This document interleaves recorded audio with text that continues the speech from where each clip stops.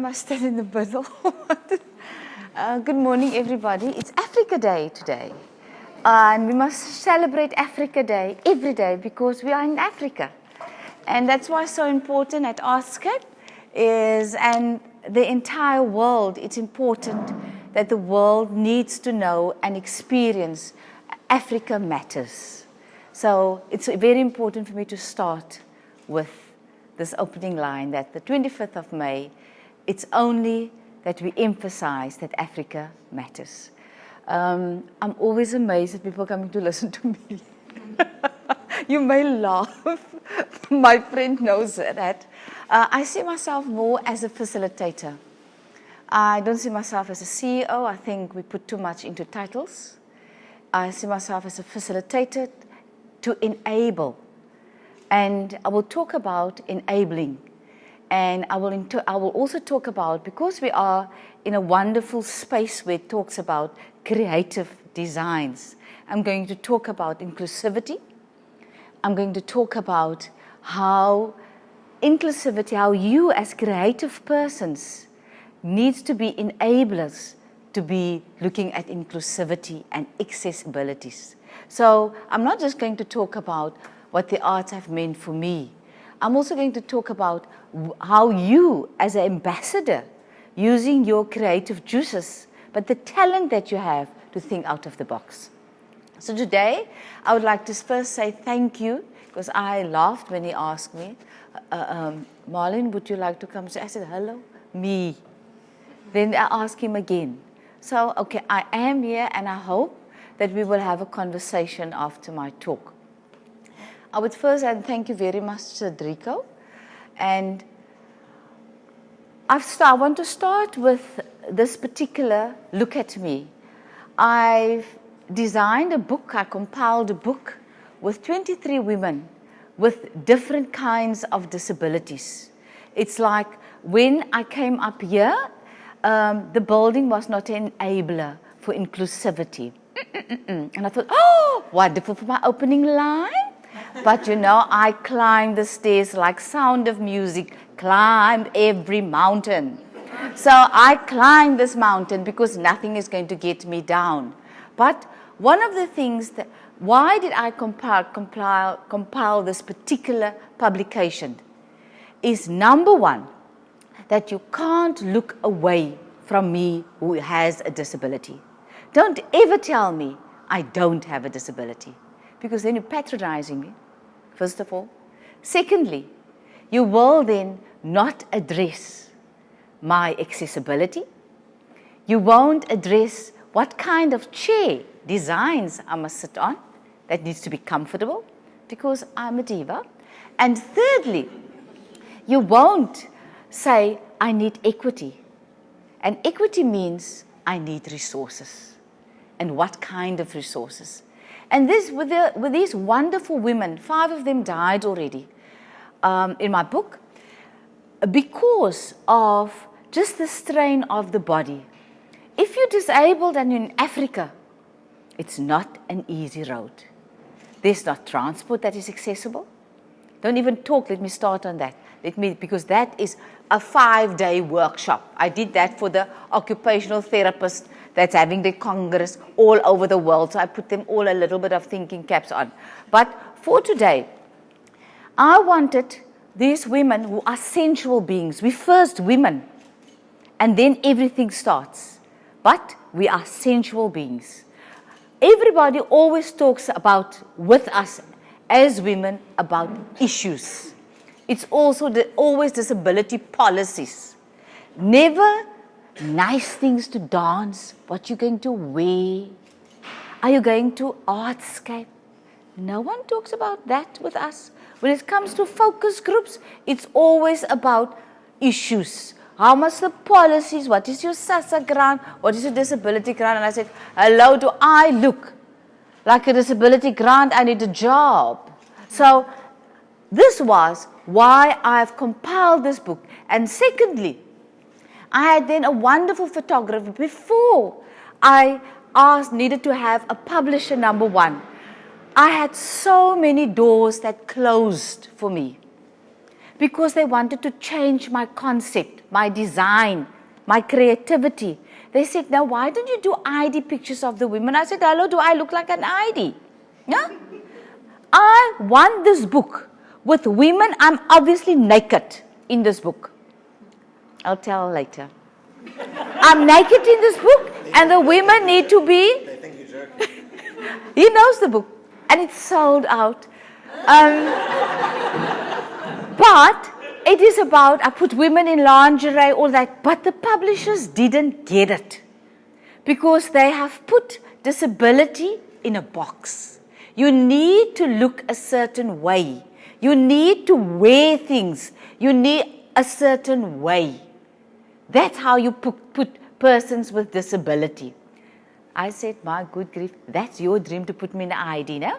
ID picture. I will eat your cake, drink your tea, drink your wine, and if I list for a vodka, I drink that vodka, but publisher, gone. So I went through publishers until I got this wonderful women, genigtig, that believed that this is going to work. We didn't get funding. It was a leap of faith. So number one is that don't let your dream just go. You must fight for it. Don't let other people tell you what your dream should be. If you know in your heart this is going to happen.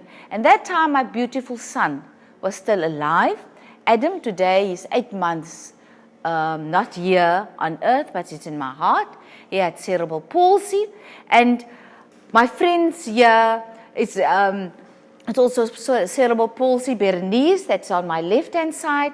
But what happened with the book in particular? I needed a photographer. I needed lingerie. I need clothes. My good grief. I had women without arms, without legs. So if you are worried about your weight and your bum is so big or your legs, I said to you, I want to tell you, hey, leave that diet, man. Yeah? Just be grateful you can walk. You can get up to these stairs.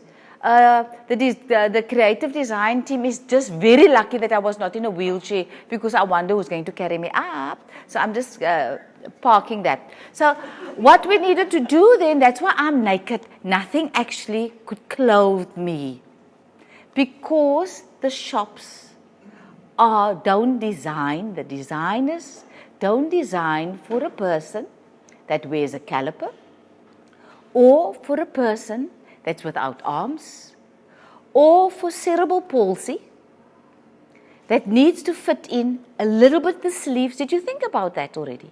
No, because you only become aware when you have a wonderful lover like me about disability, or you have a child with a disability, or you have a friend with a disability, tactile, if you're blind, for instance. Do we think about this? And I want to, as designers sitting here, as creative persons sitting here, if it's architects that is sitting here, think. Just think. And that was so important for me. So the book, when the book was compiled, again, it was again to look at which venues should the shoots happen. Again, we needed to look at whether it's accessible, how and what, who needs to climb stairs, who can't, who is blind, because it's different kind of disabilities that's in the book. The reason why I choose that, because what does people do? What do? You put all persons with disability in one box. My need, who's physically disabled, is totally different from my friend over here, wonderful student at UCT studying for a PhD, who is blind. Two different disabilities, two different way of access a building, and it's not just about ramps, it's about attitudes. Although the books were sold out, I also got a lot of flack. People couldn't understand, why are you putting, they said, semi-naked people. And then for me, obviously, pornographic. One person phoned me. I said, hello, did you read the stories because then in your mind it's sick. A pastor phoned me to say, please throw the blood of God must be thrown over you, because you are so sinful to put persons with disability in a way that looks sensual. I said, Pastor, let's just breathe. Yeah? How many people in your church is disabled? Then he was silent. Secondly, tomorrow I'm going to march to Parliament with a petition. Are you going to join me? Totally silence. Poops. He put the phone down. The reason for that is that, again, he couldn't get his mind around to read the stories, but he enjoyed the pictures. I can just imagine that middle page must have been the foreplay every night for him. Yeah? So you also need to laugh. But the book now it has cult followers all over the world now, and it's about changing the mindset. So as you're sitting here, change agents, it's important that you need to become a change agent. And to be a change agent, people, it's not easy. I was nearly fired about this book all the time. Okay, I get fired all the time because I do things that sometimes he knows about it. Every time I think, oh my God, how am I going to put my cerebral palsy to sleep and say, oh, how am I going to pay the nurses? But you need to do that. So that's the book of Look at Me. The next slide, Cedrico. But it is important that we look. Then I've done studies and I look at an action-driven emancipation research and inclusive society. What does actually say? The relevancy of research, the relevancy of your work, it needs to take all aspects. That's why in the beginning I said to you is that no one asks us as persons with disability, hey, we're going to a club. Are you coming with? We must sit at home. We're also teenagers. I'm a middle-aged one. I'm 51. I love it. I never want to go back because I'm a wise woman. God, I'm not wise. I'm still learning every single day. But what is important is that if you can look, it's sports and arts, it's spirituality, it's personal agency. Personal agency is so important. It's you who understand who you are, and it's self-acceptance. That's why the book of Look at Me, I started with that. It's about self-acceptance. If you didn't accept yourselves who you are, you can't be a change agent for somebody else. And the arts played a pivotal role in my life. And that is why it is so important that we need to have all these aspects in our lives in order for us to say, what is to be a human being? And if aspects of this is out of your life, your journey becomes to try out all the diets in the world. Because the self-acceptance is still a journey to go. The next one, Zichiko. So we look at an African model of disability inclusion is activism, self-agency, and it's about inclusiveness, and it's also about if a petition needs to be signed about transport, then all of you needs to be part of it. My friend was a designer, Patience. She needs to take a taxi and she needs to pay 3 times for the seat from Kailicha. She needs to pay for the wheelchair. She needs to pay for herself, and she needs to pay for the gachi to put her on the seat. And then we all pray to God that when the wheelchair comes out of the taxi, that it's still there. So can you see the difference of our worlds just in Cape Town? So just standing here, there are 4 other worlds that is around Cape Town. So it's extremely important that activism, self-agency, and the understanding of yourself needs to be pivotal in order for you to make a difference. I'm not saying go sleep in Kailicha. I'm not saying that. I come from very humble beginnings.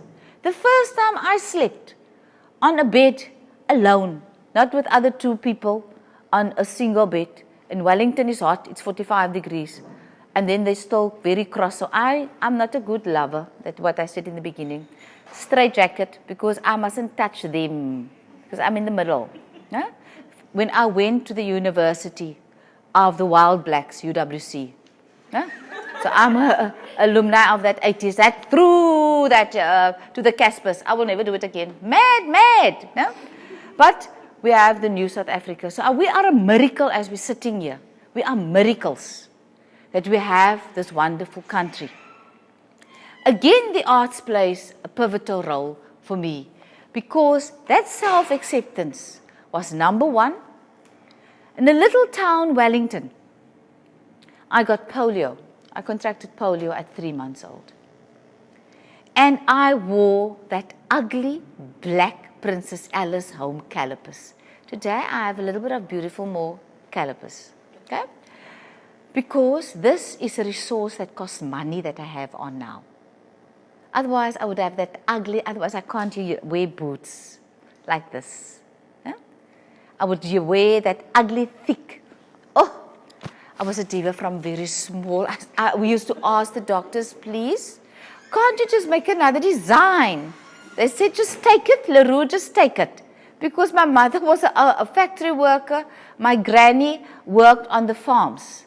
So I come really from humble beginnings, but good people that believed in education.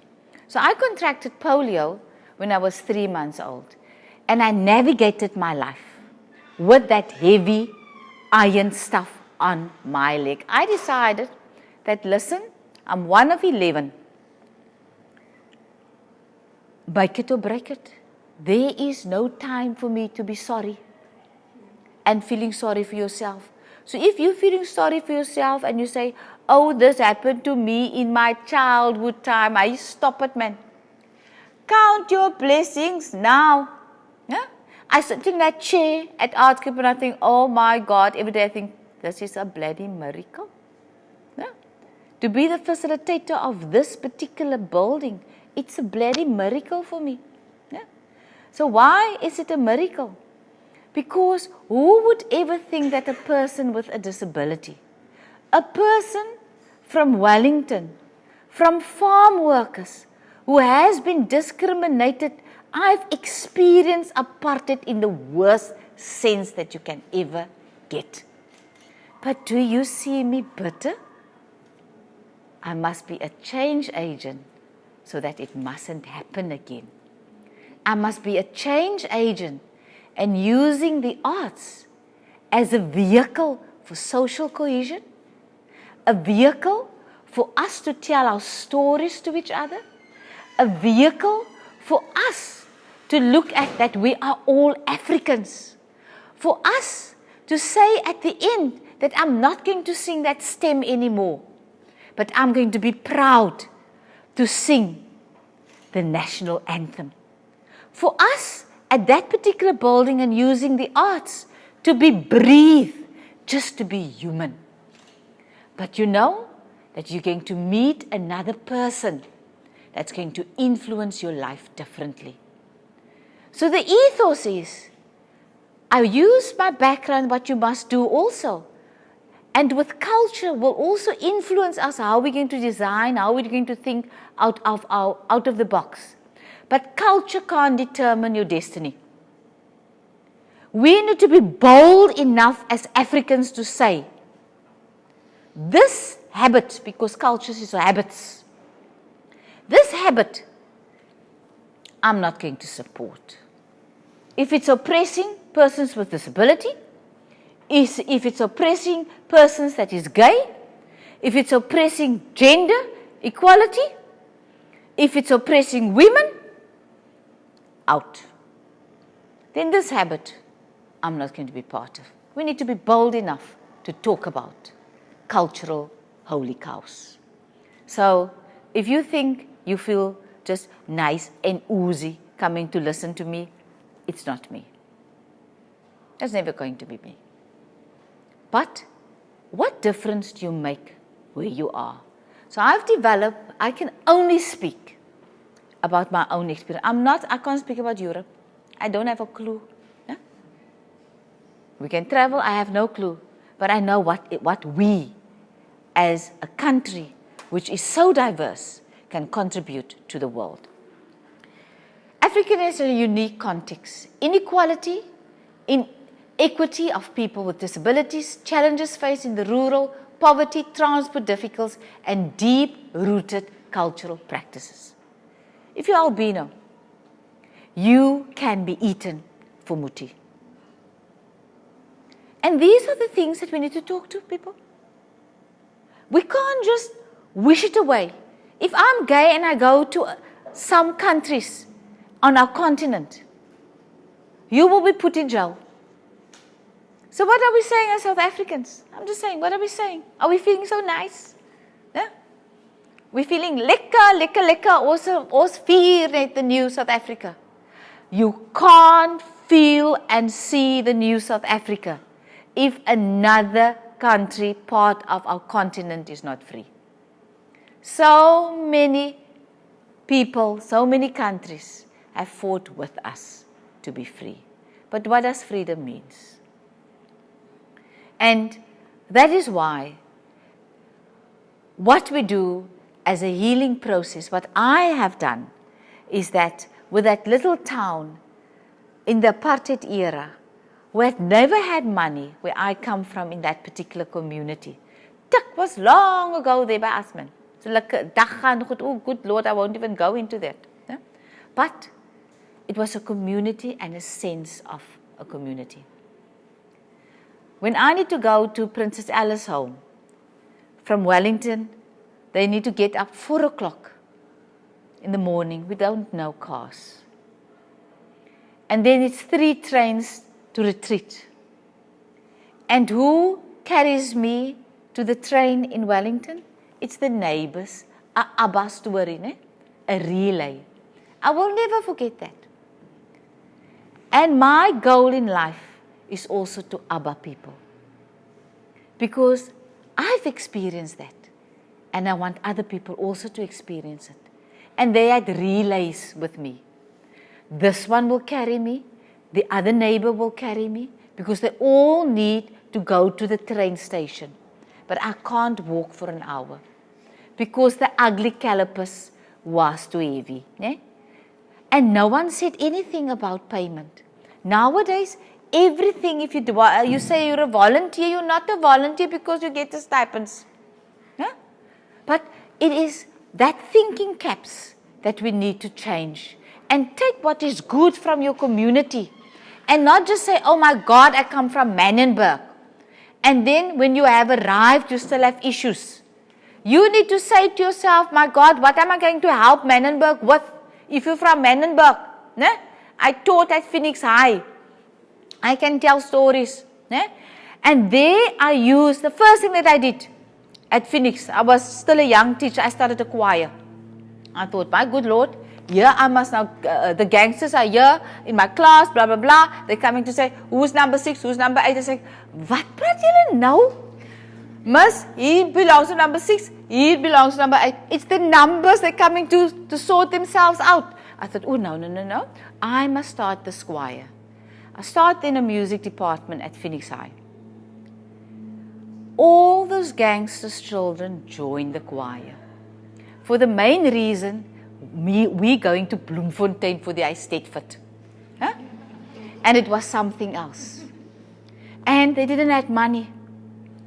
And then I had parents' meetings. Then number 1 gang leader will stand up and say, okay, not nice words, then I will stand. We're not talking like this. Can you please don't use those words in the meeting? Then I can see the parents are now, ooh, she's talking to, I can't mention names here. She's talking now. They say, no, Mr. Roux, it's okay, he talks like that. I said, no, we don't talk like this in my meeting. He says then, he can pay for this trip. Why must they now do fake cooker and stuff? I said, no. we are not going to take your money for this trip. Everybody is going to contribute to sell a vet koek, or a samosa, or a roti, or a salami. Why am I saying this? Values. You need to stand up when nobody sees you. Because that main gangster's child was my soloist. And he knows if he goes against me, the soloist is actually going against his child who's got the pride of the community now. Because that child could sing. And I didn't see that child as the child of a gangster. I saw that child as a child with potential. A child that can make this community proud. And I needed to let him sit down. That man became, with his partners, I call them partners, with the partners, that every evening I could practice with my choir, and they will guide the gate for me. Because I will go into that shebeen to get my choir people, die hok, wie ken die hok? None of you from Menenberg here? Nee? None of you. Okay, your designers and creative people, you must go to Menenberg. You will get wonderful designs. Get to here, to there. Beautiful people in Menenberg, beautiful people. It's 10% that's gangsters, I just want to say. Nee? 10%. I will go into that dock. Then they will say, hier kom my monk juffrou alweer aan. Dan sê ek, ja, hier kom my monk hier. Dan sê ek, Jerome, I'm waiting for you. Then I stand. I stand. My best academic student, my best bass, I'll wait. What am I saying to you? Today, those children still phones me. Today, those children is people that are doctors, they are teachers. It's about caring people. Don't just say and go and get a salary. It's not just about the salary, and it's not just about you. And that is the shift that we need to make and to preach all the time for our young people. Ego, our country can't afford. It must be out. Immediately, if your ego comes in the way, you can't be a facilitator anymore. You can't, all of us, no one is guaranteed for anything in life. No one is guaranteed that you're going to have a job for life. No one is guaranteed that you're not going to be disabled if you're going to walk out of here. A car can just bump you over. If you are a diabetic, if you have high blood pressure, it's a ticking bomb. So when I talk about inclusivity, when I talk about that we need to think about the world inclusively and not just about yourself, then you start to look at a humane society. There you see on the screen inclusivity. Disability is not only a health issue. It is a societal mindset that needs to change. And that societal mindset changed when I was just 5, 6, standing because they realized I've got perfect pitch, I can sing a little bit. You know the klopse, the minstrels, so Wellington also have klopse and the minstrels. That's why I say, hello, now we have the carnival, but the minstrels was here all the time. I just leave that with you, okay?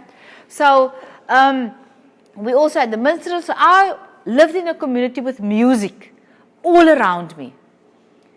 And the arts gave me that freedom. So when I stood on stage, which was just a blokkie man.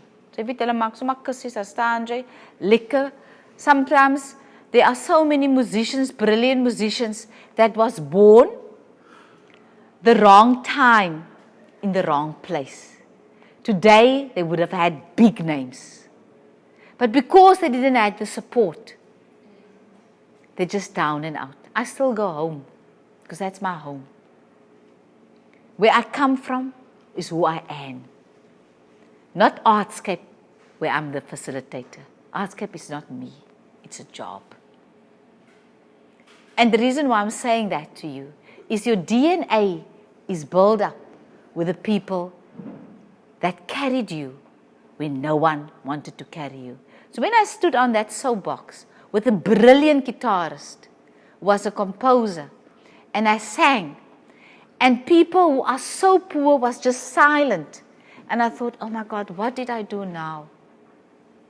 They take out their money out of their pocket, and silently they came to put the money. That's the way they say,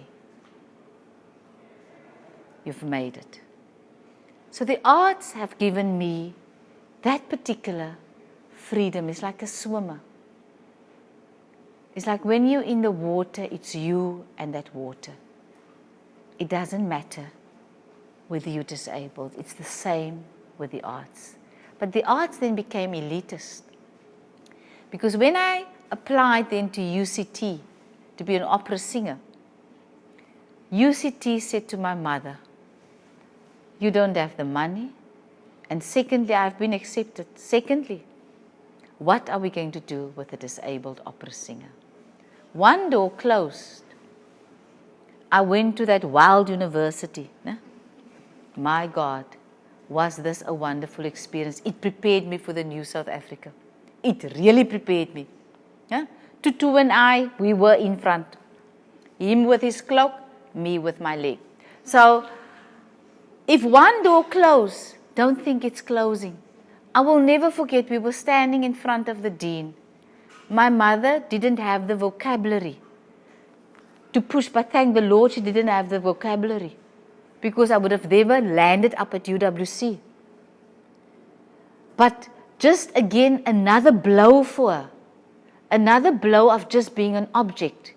Because the way we were treated at hospitals my whole life through, there was this door, blacks only, coloreds only, and whites only. So, when the doctor comes in, even with young students, they don't ask my mother, how did we come here? They didn't ask my mother, how am I coping with a caliper? They didn't ask my mother, how are we going to look at the operation? They didn't ask my mother, how would she cope to come and visit me when I'm 5 months in the hospital from Wellington?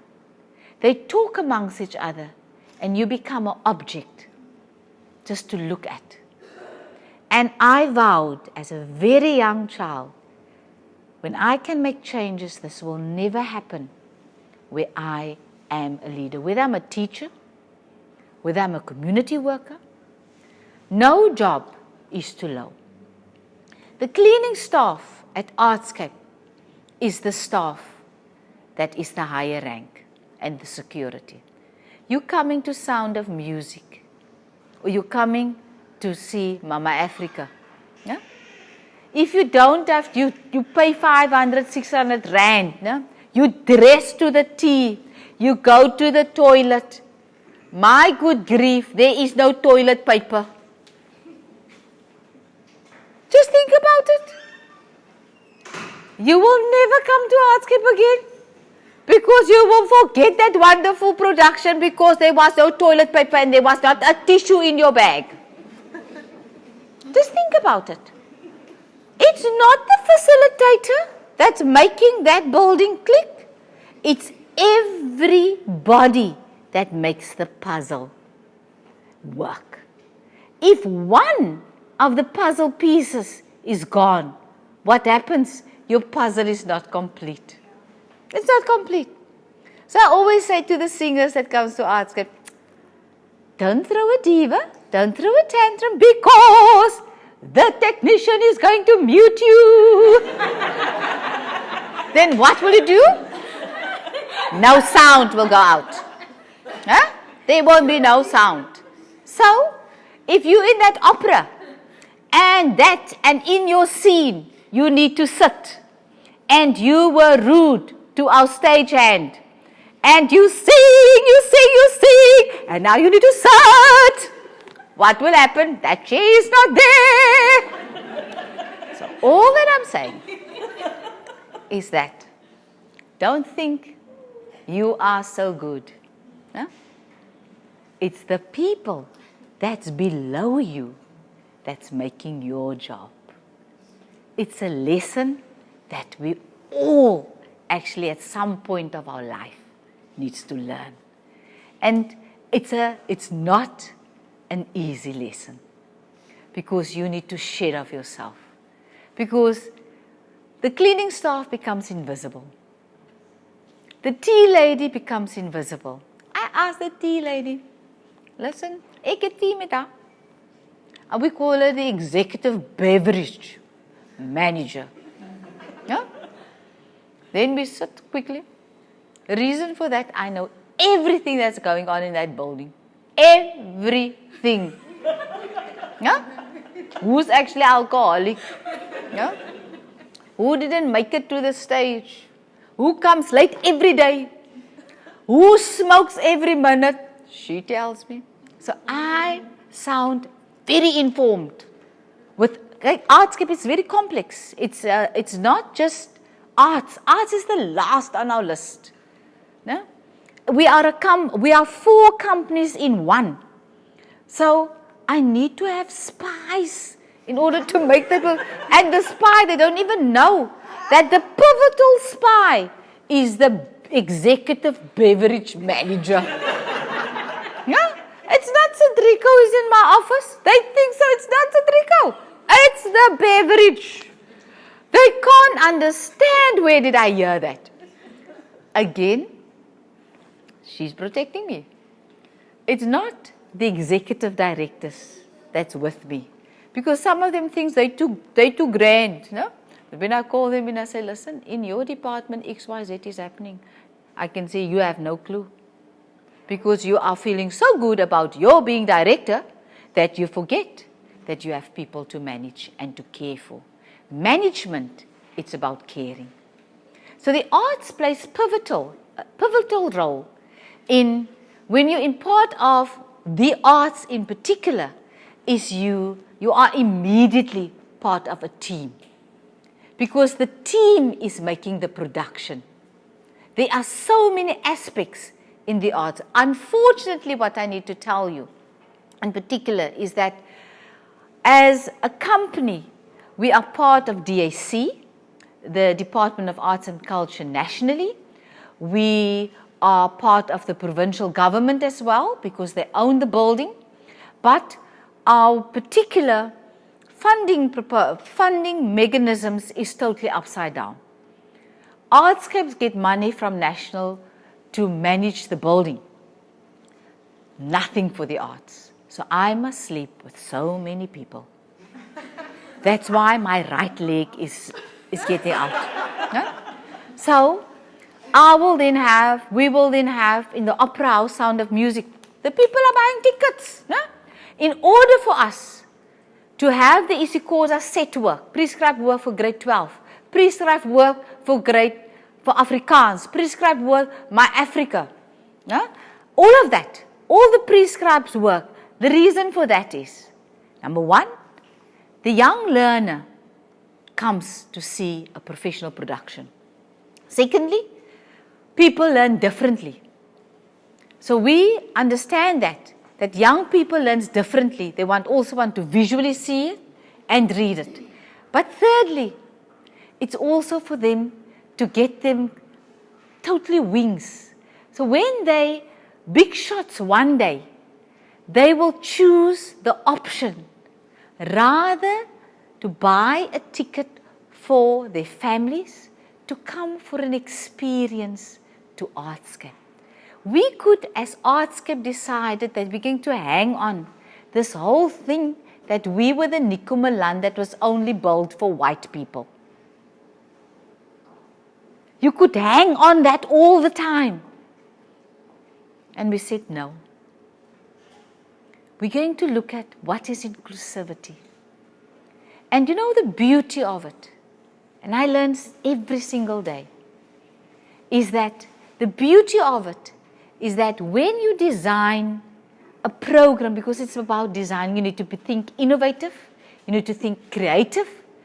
All those kids are doing this prescribed work.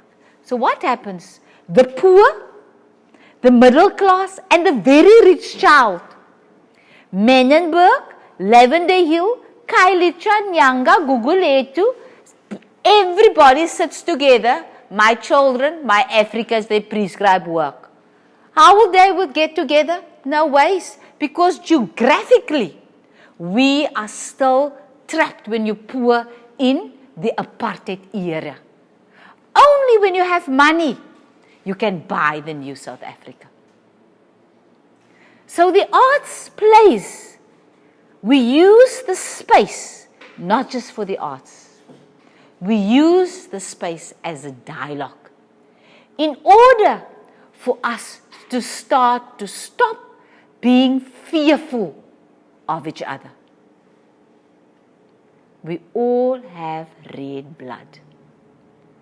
I want to lastly say before this interprofessional practice, where Adam is, Madiba. That's my son Adam.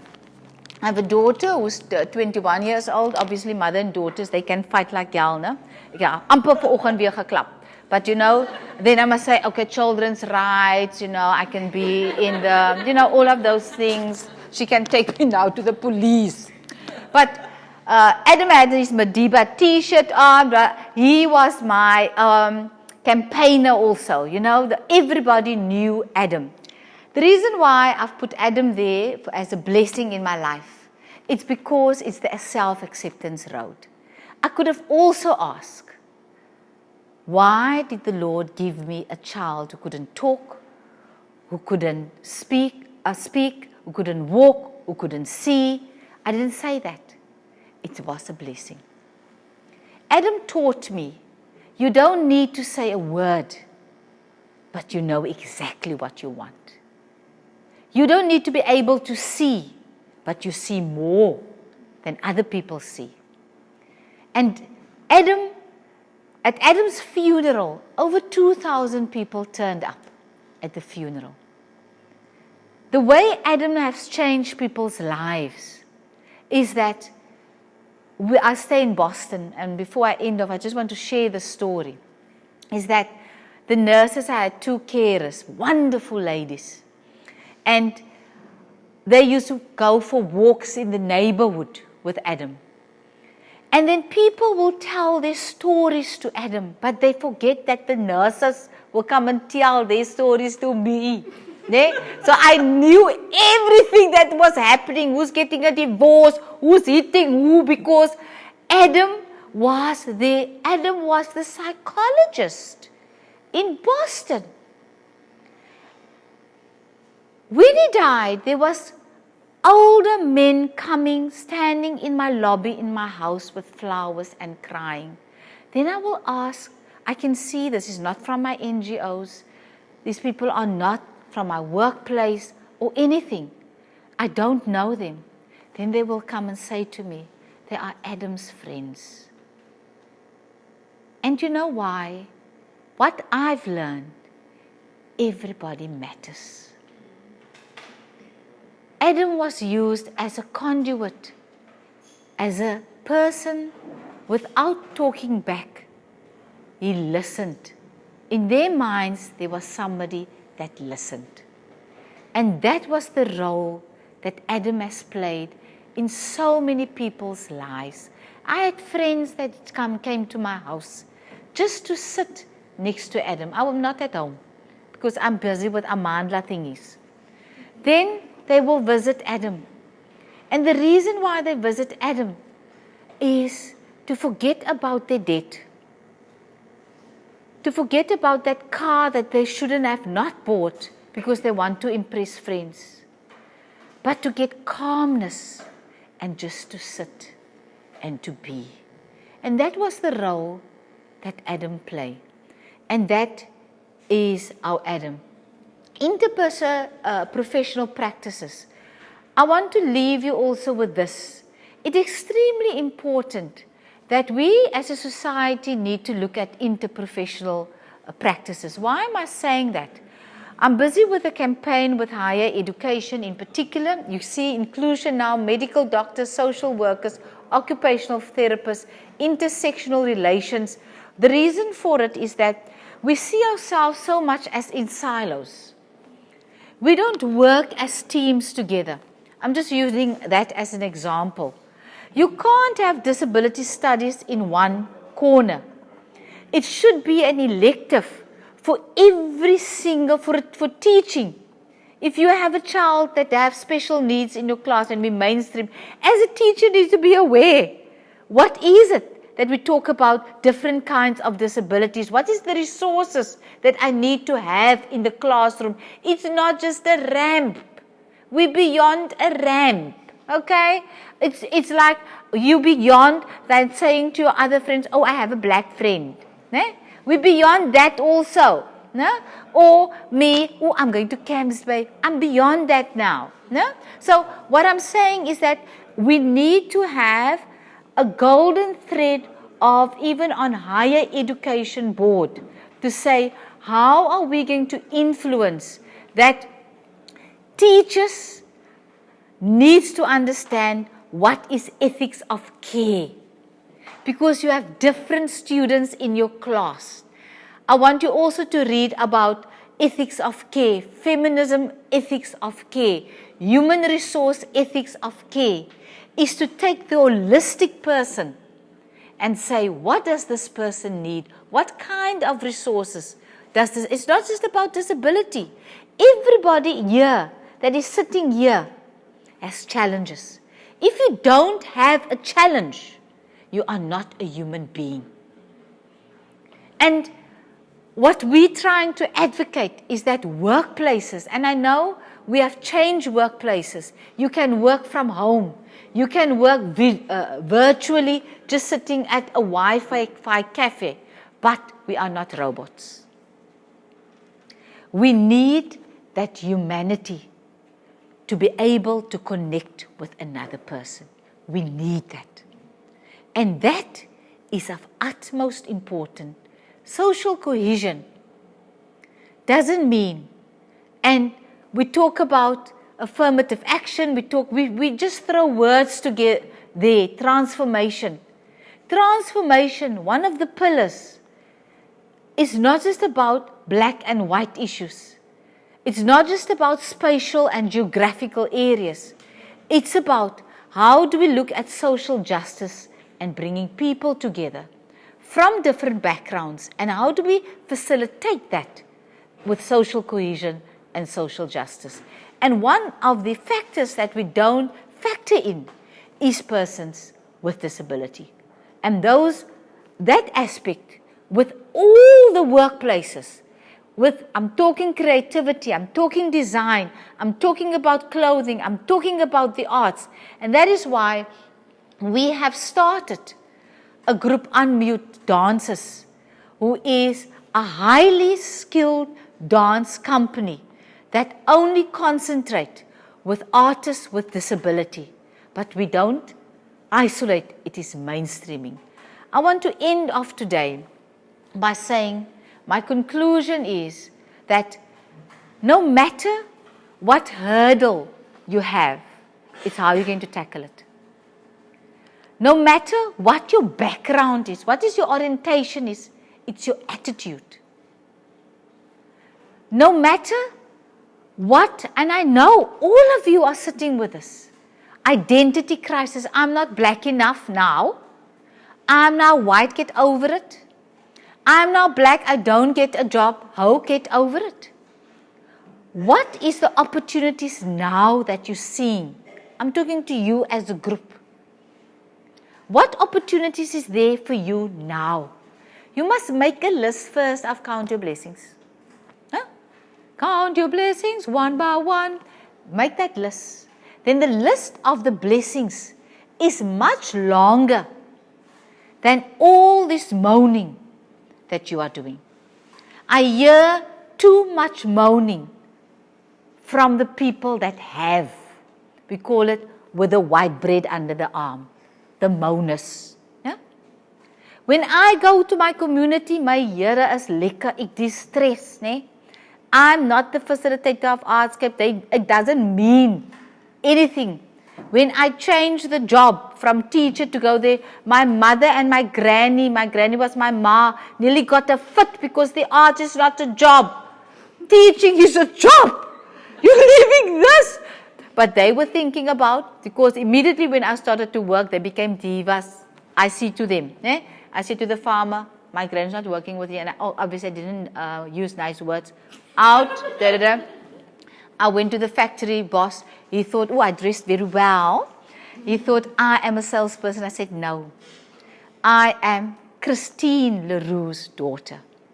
And today, he is her last day that you're going to abuse her. And he looked at me. I will never forget his face. And I call my biological ma, Titi. And I said, Titi, where's your bag? Say goodbye to your friends. So when I said goodbye to the teaching, because I was a subject advisor, because I didn't believe in outcomes-based education.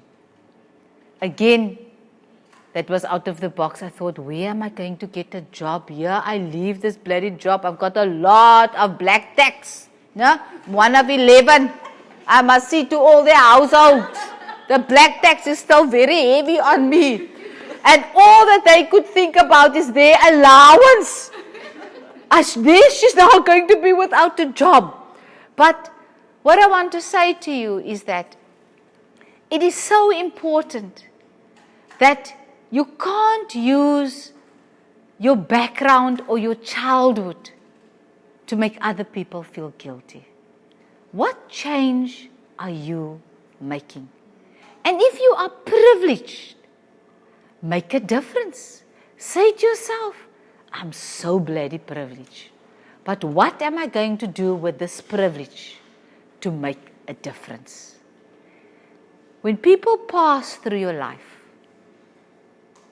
it's important you can either treat them with kindness or you can push them away. And that's a very important aspect in life. Visit us at the Humanity Cultural Center. We call that Artscape. It's not easy to run a Humanity Cultural Center because it's mind shifts of people that needs to change. And apartheid has touched all of us, whether you're white, black, colored, Indian, purple, it has touched us. If you say it didn't, then you were on a different planet, man. Huh? Because then you don't address your issues. All of us are racist. Address those issues. So to be part of Humanity Cultural Center, every day I must breathe. Every day I must say to myself, don't get ahead of yourself. People, I have a name which is Marlene le Roux. So the 80-year-olds will want to see Marlene le Roux. Who do they expect to see when they have a complaint? They want to see, we get the elderly that don't have children and they come to Artscape to hang out. It's wonderful. We make it nice for them. It's good. It's important. But there was now, for instance, not something that was in the past of the Nikomalan. We make changes. Want to see Marlene le Roux, there's Cedrico. My God, now me comes. Marlene le Roux is supposed to be white. I've got a white French. No, I can't speak French for my life. No, that's the history. Then they will come. Then I will say, yeah, Danny, what's the problem? Now I'm looking for Marlene le Roux. Don't get it that they've just introduced her to me. This happens. I want to end off. I will then say, I will tell Marlene le Roux what is the complaint. We have tea. Huh? We have tea. I'm not going to change the 80-year-old man. I'm really not going to change that mindset. But she says then to me, I get lots of incidents like this, no? And letters and stuff. Then she will say to me, I must tell Marlene le Roux dat die brein meisie nou ek, as I'm a nice meisie. Huh? So I said, then I will tell Marlene le Roux. Okay? The reason why I'm telling you these stories, there are sometimes people where you need to breathe and to take it in context. I didn't become smaller of giving her a cup of tea. I've gained a new friend because in her mind, I've changed her perception about color doesn't matter. No? She will go to her family and say, what a nice colored woman. She perhaps thought that we are just based in Menenberg or in the scheme. Her perceptions have changed. The reason why I'm saying it, because she has a family. She will talk about this girl, about how treated her so well at the Humanities Center. But if I have now said how racist this is going to be, oh my God, my whole day would have been spoiled. Do you get me? It's what you're going to do in a situation. And that is of utmost importance. When do you act and when do you breathe? It's a skill that we need to learn in order for us to move forward. Thank you very much for listening to me.